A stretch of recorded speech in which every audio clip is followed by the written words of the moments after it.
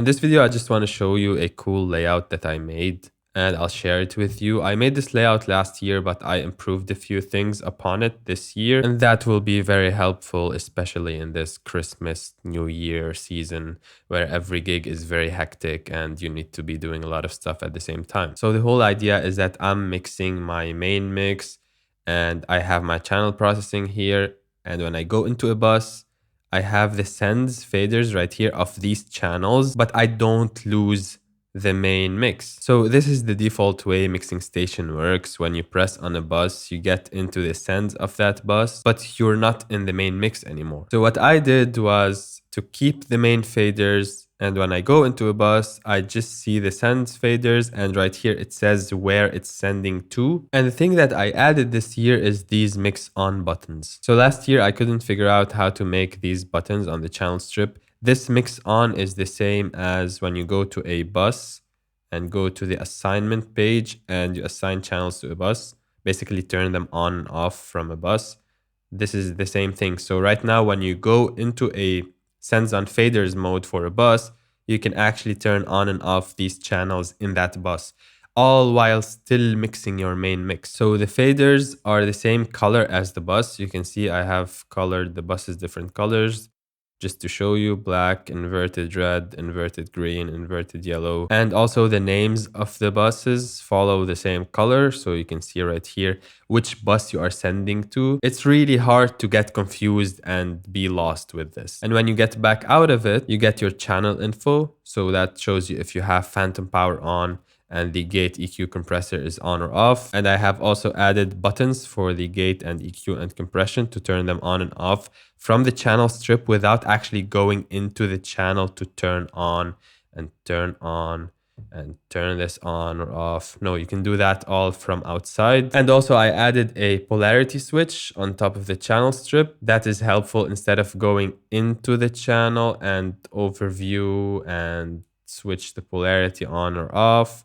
You can just do that from outside. And I also changed the settings to when you click on the channel, it opens the EQ immediately. It doesn't open the overview, because 99% of the time when I enter a channel, I want to actually go into the EQ. So now I can either click on the compressor from outside or EQ from outside or gate from outside and go directly to it. Or if I click on the name of the channel, it goes into the EQ immediately. And that setting is right here in the settings and channel strip. And channel button, when you click, you can go into either the channel view, open channel. So if I select this, I click on it, it opens the overview. Or if I go back into the channel strip settings and do the click and open EQ or scribble strip or just channel select. So I can make it so that if I click, it just selects the channel. I'm not going into anything. I like to have it on open the EQ. And right here in the main section, it tells you each channel where it's coming from. So if I change the routing, let's say I go to the inputs and take inputs 9 to 16 from AS50A, it will say right here A, 9, 10, 11, and these are local.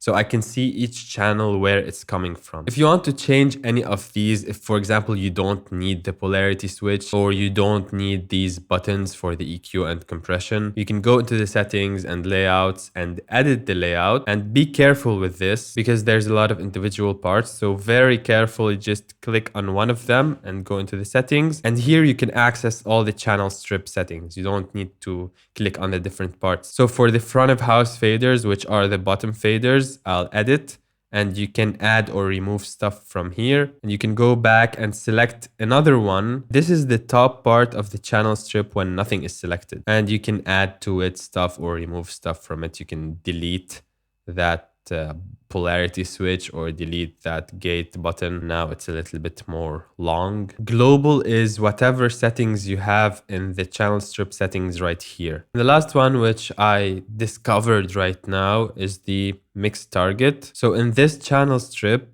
I just have the mix destination, this one, and the on button. The on button, I was trying to make it as a custom button, and I was trying to find where I can do this from here, like add and then go to the sends main, sends, and bus and on, but this only gave me an option to do for one bus. But if I look into the channel strip right here, I can add, in general, there is a mix on button. That's what I actually need. So this mix on button and the mix target is the same channel strip, and it's available for all the buses. No matter which bus I choose, I will have a mix on button for that channel on that bus. Now, if I go to something else, like if I go to the buses layers, these will disappear because you cannot send a bus to another bus. If I go to the main layer, they also disappear because you cannot send a matrix or left right to a bus. But if you select a matrix from here, they reappear. So you can send the main left right to matrix 1. You can send the monobus to matrix 1 or 2 or whatever. And on the DCA layer, it doesn't matter. The DCAs just show up in the middle. But as soon as you change the layer and come back, they reset. So these are not sending anything anywhere. And I don't really use DCAs. I would much rather just use an IDCA like this, create an IDCA and select whatever I want into it like this. And that way I can create as many DCAs as I want and control whatever I want. Much more powerful than the built-in DCAs on your mixer. Okay, so finally, how do you get this layout? You go into the settings of your app and go to save/load. And right here, you can import with this button, arrow pointing down at the top right of the screen. And you can go to local storage after you have downloaded this layout from my Google Drive. So you just click on it and import it, and it's right here. And whatever you have here, you can click on it and load.